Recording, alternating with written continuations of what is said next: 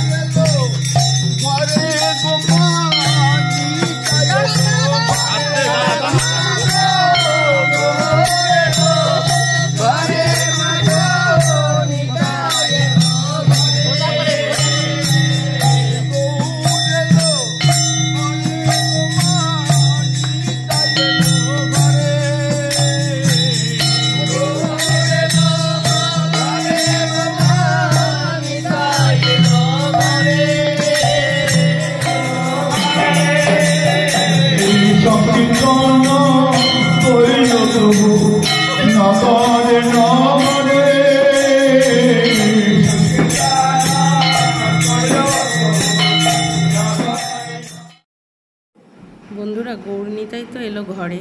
তো সকলে পাখার বাতাস করলো, কোলে তুলে মিষ্টি মুখ করালো। তো যাই হোক, ভোগগানও শুরু হয়ে গিয়েছিল। আর এই দেখো কি পরিমাণে যে ধুলোট করছে, কি বলবো, বালতিতে গোবর গুলে ঢালছে। দেখো কার কার বাড়িতে এরকমভাবে ধুলোট করে। আর জানো তো বন্ধুরা, আজকে ভোগগান হয়েছে, কালকে বাড়িতে শীতলা মনসা পুজো। তো আজকে এমন পরিমাণে রং মাখিয়ে পুরো ভূত করে দিয়েছে, চেনা যাচ্ছে না। তো আমি বুঝতেই পারিনি, আমি একটা এটা। তো বন্ধুরা, যাই হোক, আজকের দিনটা তো শেষ হলো, এবার পরের দিন পুজো তোড়জোড় শুরু হয়ে গেছে। মাকে কাপড় পরাচ্ছে, তো পরানোর সময় লোডশেডিং হয়ে গেছে। তো দেখো বারে বারে লোডশেডিং হয়ে যাচ্ছিল, জানি না কেন, কি ইঙ্গিত দিচ্ছিল মা, বুঝতে পারা যাচ্ছিল না। তো আমার ফোনটা দাঁড়িয়েছিলাম। তো মাকে কত সুন্দর শাড়িটা পরিয়েছে দেখো। এই হচ্ছে আমাদের শীতলা মনসা মা। তো খুব সুন্দর লাগছে। আর পাশে রয়েছে রক্ত জবা। আমার ঠিক অতটা জানা নেই আরও কি মানে মূর্তি আছে। তো এই দেখো বারে বারে মানে লোডশেডিং হয়ে যাচ্ছে, বুঝতেই পারছি না সত্যি। মানে আমাদের মন্দিরে এরকম কোনো বছর হয়নি। লাইটটা জ্বলতে নিভে যাচ্ছে, জেনারেটারে চার্জ দিচ্ছে, নিতে পারছে না। বছরের একটা দিনই আমরা সকলে মিলে আনন্দ করি। তো সবাই একসাথে জমায়েত হয়, সমস্ত বাড়ির আত্মীয় স্বজন, বাড়ির মেয়ে বউয়েরা সবাই এক জায়গায় জমায়েত হয়। তো এই 3টে দিন, প্রথম দিন থাকে অধিবাস, তারপর নাম সংকীর্তন থাকে, তো দ্বিতীয় দিন ভোগ হয়, আর তৃতীয় দিনের দিন আমাদের মায়ের শীতলা মনসা মায়ের পুজো হয়। তো এই 3টে দিন মানে কী হারে যে আনন্দিত হই বলে বোঝাতে পারবো না। তো এই দেখো পুজোর তারপরের দিন চলে এসেছি, এখানে পুজোর ফল কাটার প্রস্তুতি চলছে। আর আমি তোমাদের ভাইকে বললাম সাইড থেকে এক কাজ করো, আমার ভিডিওটা একটু করে দাও। আর ওদিকে আমার একটা যা অসুস্থ হয়ে পড়েছে, কারণ উনি প্রেগনেন্ট ছিলেন। তো ওনার প্রচণ্ড পরিমাণে তীব্র যন্ত্রণা শুরু হয়েছে, তাই ওকে নিয়ে যেতে হবে নার্সিংহোমে। তো সেই মুহূর্তে অ্যাম্বুলেন্স ডাকা হয়েছে, সবাই ওকে নিয়ে ব্যস্ত হয়ে পড়েছে, আর আমরা এদিকে ফল কাটছি। তো যার জন্য আমাদের পুজোতে সেই দিন একটু সবাই মনটা একটু মড়মড় টাইপের হয়েছিল। তো তারপর ওকে নিয়ে যাবে বলে গাড়িও চলে এসেছিলো। আর ওদিকে কয়েকটা লোক পুজো দিতে চলেও এসছে। গ্রামের এক একজন চলে এসছেন পুজো দিতে। তো ওখানে কাকা শ্বশুর বসে আছেন, উনি একটা একটা করে পুজো গ্রহণ করছেন, আর সন্দেশের প্যাকেটের মধ্যে নাম লিখে ঠাকুরমশাইকে দিচ্ছেন। আর চাল আলুগুলো এক সাইড করে রাখা হচ্ছে। बोले बोले बोले बोले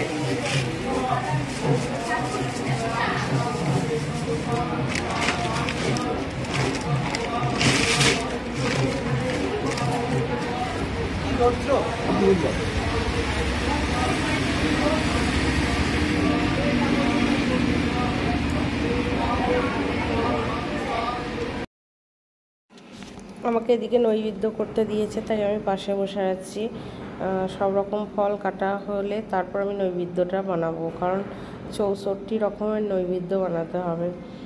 তো ঠাম্মারা এদিকে কাটাকাটি শুরু করে দিয়েছে, আর আমি ওদিকে কয়েকটা বারকোষ নিয়ে তার মধ্যে নৈবেদ্যগুলো সাজিয়ে নেব।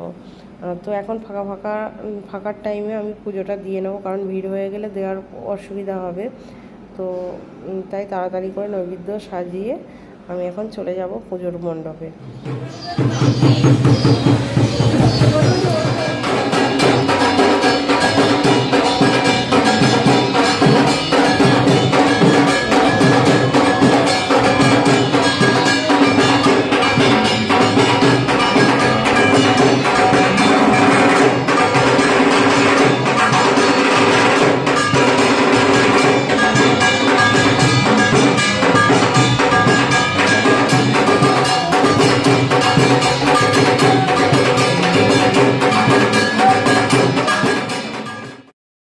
তো ফাঁকা টাইমটা আমি পুজো করিয়ে নিচ্ছি, নিয়ে পুষ্পাঞ্জলি দিয়ে নেব, কারণ ভিড় হয়ে গেলে পুজোয় বসতে অসুবিধা হবে, ঠেলাঠেলি চলবে।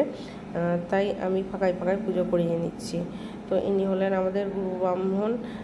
তো উনি প্রতি বছরের ন্যায় এবছরও পুজো করছেন, খুব ভালো পুজো করেন, তাই ওনাকে দিয়েই পূজা করানো হয়। আর কেন তাড়াতাড়ি করছি বন্ধুরা, কারণ বাড়িতে একজন প্রেগনেন্ট আছেন, তো ওনাকে নিয়ে গেছে নার্সিংহোমে, তাই তাড়াতাড়ি করে পুজোটা দিয়ে নিচ্ছি, নাহলে সরাসরি পুজো দিতে পারবো না। তো পুজো দেওয়া কমপ্লিট হয়ে গেছে বন্ধুরা, এবার রাত্রিরে চলে এসেছি, রাত্রির পালা। তো একটা কাকা শ্বশুরের বার্থডে, তো আমরা কীভাবে বার্থডে সেলিব্রেট করছি বন্ধুরা দেখতে থাকো। তো কাকা শ্বশুরের সেইভাবে বার্থডে পালন করা হয় না, তো এই ফার্স্ট টাইম আমরা করলাম। তো কাকা শ্বশুরের খুব ভালো লেগেছিল, কারণ এই বয়সে এসে বার্থডে সেলিব্রেট হবে উনি ভাবতেই পারেননি। তো বার্থডে সেলিব্রেট শুধু না, তো বন্ধুরা দেখতেই পাচ্ছ সবাই মিলে নাচ গান করছে, আনন্দ করছে, মজা মস্তি করছে। তো সত্যি, আর এদিকে দেখো নানান রকম লাইট লাগানো হয়েছে, আর আমরাও চলে এসেছি। তো এই হচ্ছেন আমাদের কাকা শ্বশুর। তো ওনার বার্থডে আমরা জোর করেই সেলিব্রেট করছি। তো উনি লুকিয়ে পড়েছিলেন বার্থডে সেলিব্রেট করবে না বলে, আমরা খুঁজে নিয়ে এসেছি। কেকটা আমরা প্রথমে নিয়ে চলে এসেছিলাম, তো ওনাকে খুঁজে পাওয়া যাচ্ছিল না, ভয়ে লুকিয়ে পড়েছিল, লজ্জা পাচ্ছিল, ভয় বলতে লজ্জা পাচ্ছিল। তো এই বয়সে বার্থডে সেলিব্রেট করতে লজ্জা তো লাগবেই, স্বাভাবিক, কারণ এতদিন তার কোনো রকমভাবে বার্থডে সেলিব্রেট করা হয়নি। আজকে হঠাৎ করে যদি বার্থডে সেলিব্রেট হয় তাহলে তার তো লজ্জা লাগবেই, স্বাভাবিক কথা। তো যাই হোক খুঁজে ধরে আনা হয়েছে। তো আমরা এখানে এইভাবে ডেকোরেশন করেছি। তো খুবই ভালো লাগছিল, ওনারও ভালো লাগছিল, সবারই ভালো লাগছিল। তো কাকা শ্বশুরও খুব ভালো মজা পেয়েছেন। আর এই দেখো কতগুলো লজেস কিনে এনে রাখা হয়েছে বাচ্চাদের হাতে দেওয়ার জন্য, এগুলো চকলেট লজেস আর ডেয়ারি মিল্ক। আর কেকটা আনা হয়েছিল চকলেট কেক, অতিরিক্ত গরমে, আইস কেক ছিল যদিও, অতিরিক্ত গরমে মানে হালকা গলে যাচ্ছিল। আর এই দেখুন কাকাবাবু ডাকতে চলে গেছে, যাদের উদ্যোগে এই বার্থডেটা সেলিব্রেট হচ্ছে, তো তারা এখানে উপস্থিত ছিল না, তাই তাদেরকে ডেকে আনা হলো। তো এই দেখো বার্থডে সেলিব্রেট হচ্ছে, বাহ খুব ভালো লাগছে দেখতে। তো আমি সাইড থেকে ভিডিও করছিলাম। তো বন্ধুরা কারা এইভাবে বার্থডে সেলিব্রেট করো, মানে বার্থডে তো অনেক রকমভাবেই সেলিব্রেট করা হয়, কোনো হোটেলে, কোনো বাড়িতে, হ্যাঁ, কোনো রেস্টুরেন্টে, বিভিন্ন রকমভাবে বার্থডে সেলিব্রেট হয়। তো এটা আমাদের পূজা মণ্ডপে মধ্যে সবাই মিলে একসাথে, যেহেতু জমায়েত ছিল, তো হঠাৎ করে এই সেলিব্রেশনটা করা হয়েছে। তো কাকা বুঝতেই পারেনি যে এইভাবে সেলিব্রেশনটা করা হবে। তো 3 দিনের ভিডিও আমি একদিনে এই ব্লগের মধ্যে দেখিয়ে দিলাম। তো বন্ধুরা ভিডিওটা আমার কেমন লাগলো অবশ্যই কমেন্টে জানিও। আর ভালো লাগলে একটা লাইক, কমেন্ট, শেয়ার, সাবস্ক্রাইব করতে ভুলো না। তো নেক্সট ভিডিও আসবে, তার জন্য একটু ওয়েট করতে হবে।